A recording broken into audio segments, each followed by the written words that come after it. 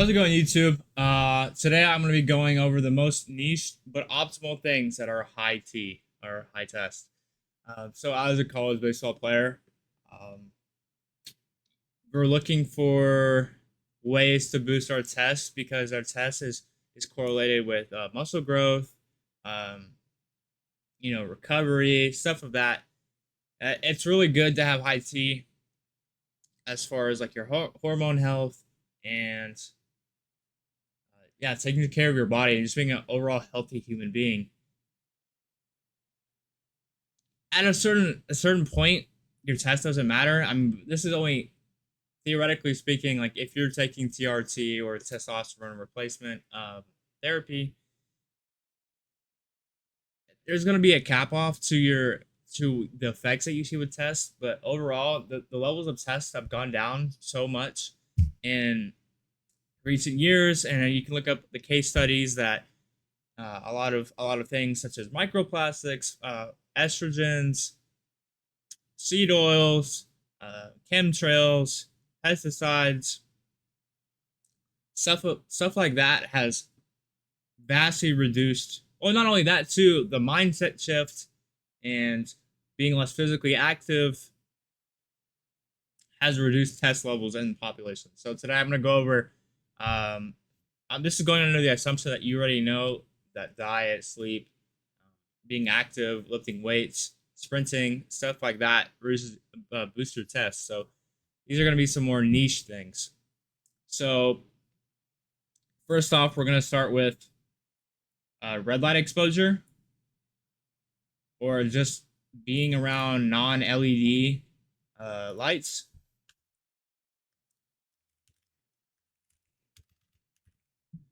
It's a reason because when you're exposed to uh, lights higher on the UV spectrum, it messes with your circadian rhythm and it's harder to fall asleep.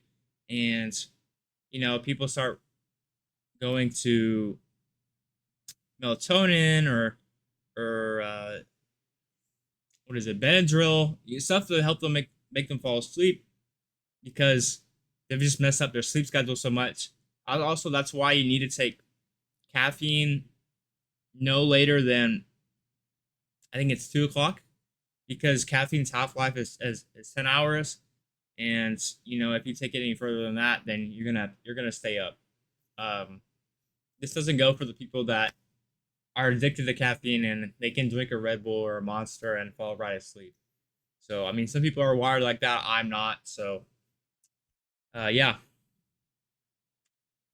Actually, to pivot off of that, here, you may not know this, but your phone and your computer and a lot of your devices have red light uh, modes installed into the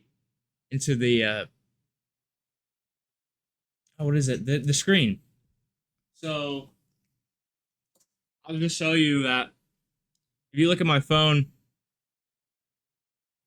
you can see that the red light is on. And whenever I happen to scroll at night, I look at my phone. It doesn't hurt my eyes as much. I don't have as much eye strain, and I don't.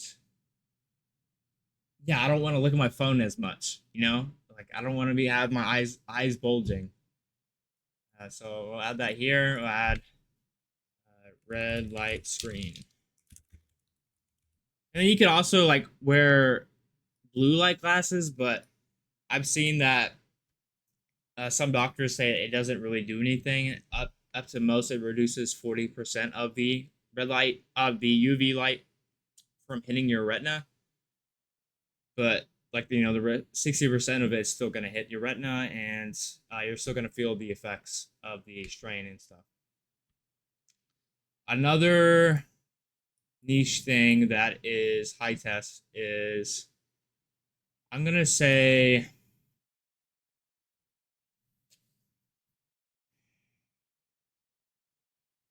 when I say grounding, I know it's not.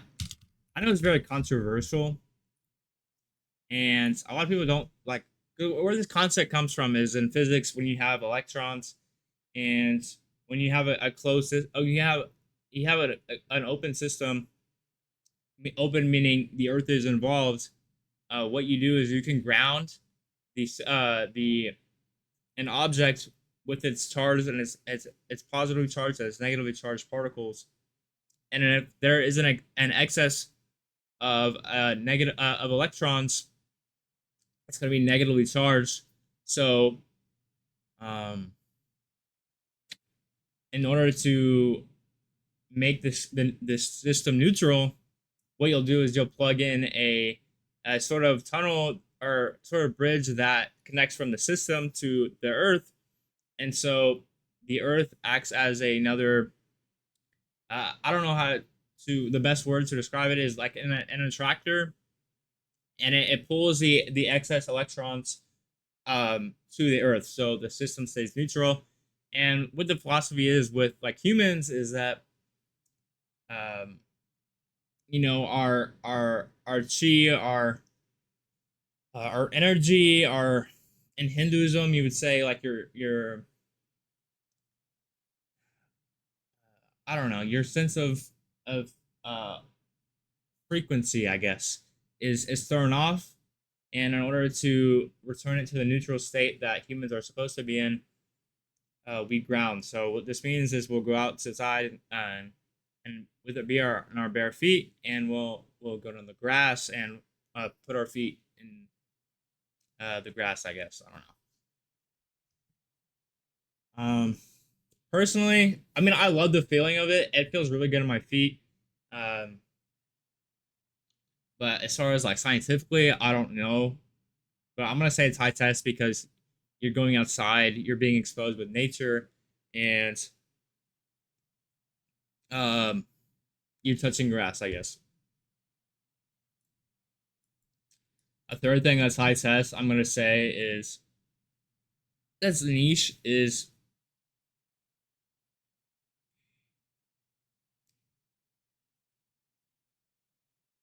I'm gonna say black coffee. I'm gonna get mixed responses from this, but just hear me out on this. So if you don't know this, caffeine is a stimulant similar in makeup to cocaine or any uptake, not inhibitor, stimulant. Yeah, it so what it does is it'll put more dopamine neurotransmitters into your synapses, allows them to fire across the synapse more, and uh, so a lot of people you'll feel the effects of being locked in or being stimulated, having your heart rate higher, stuff like that, right? But it's not a natural substance. It's not something that you get from nature, right? Well, I mean, I guess from cocoa beans for here for coffee, but like when I say that, I mean like from like Alani's, from Red Bulls, from Monster. Like you see all these companies, these big processors putting all these chemicals and stuff into these cans, and we've been marketed and conditioned to think that hey, this is good for our bodies, but in reality, it's really not. And so what I'm saying here with black coffee is that it's more of a natural substance versus these other uh, canned drinks, that may have microplastics or because the cans are made of the aluminum cans have a plastic filling. If you didn't know this, like Coke cans do, Sprite cans do. A lot of these cans, they have an aluminum outer shell. The inside of the aluminum, when stripped down, is a plastic wrap, which I bet you didn't know. And yeah, I'm gonna say black coffee because it's something more natural found in nature. But again, like don't overdo it and be responsible with what you put into your body. Another thing I'm gonna say that's niche is high test is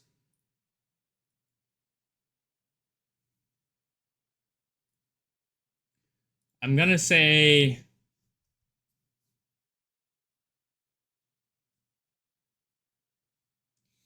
animal fat.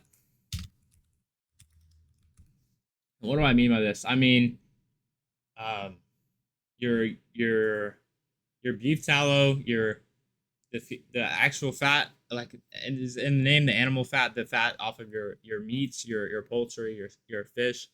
Um, a lot of people have the stigma that fats are really bad for you, and this is not necessarily the case. You need fats to live. If you look at uh, polysaturated fats, trans fats, these are fats that are really bad for you. They increase your cholesterol levels. Well, actually, it isn't a bad thing because cholesterol is strongly correlated with I think HGH within the body and muscle growth. But also, if you look at it, there too much of a good thing is also a bad thing. And what these things also do is that I'm pretty sure it. I'm not sure, but I know that it. People say it's related to blood pressure problems or yeah, like raising your cholesterol. And yeah, I mean, you need these fats just like you need avocado fats or nut fats or fish fats, the omega 3s, the omega 6s, your fish oil, stuff like that. And then to wrap this video up, I'll just put one more. I'll say for the final one, let's say it's a good one. Um, I'm gonna say wired headphones.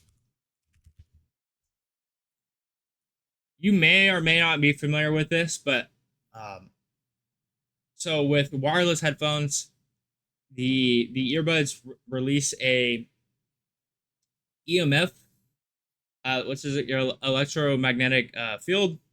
So and you like so from that EMF, you also have radiation, and radiation isn't a good thing. You don't want gamma rays or alpha or beta particles like coming into your brain and disrupting your cellular processes. And if you don't know this, that radiation is a carcinogen. A bigger, more larger waves. I think, and then the frequency, lower frequency, higher amplitude. I mean, I think that's what it was. I'm not sure. It's been a while since I've studied waves, but um, yeah. So with headphones, you have your EMFs, and there are higher. Well, there's still EMF associated with wired headphones, but it's not nearly as big as with wireless headphones.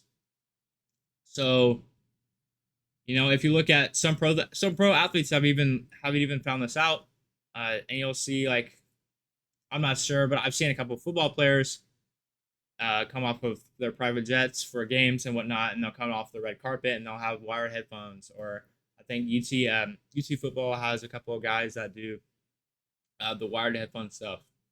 A lot of my teammates that I play baseball with, a lot of them are tapped into the wired headphones.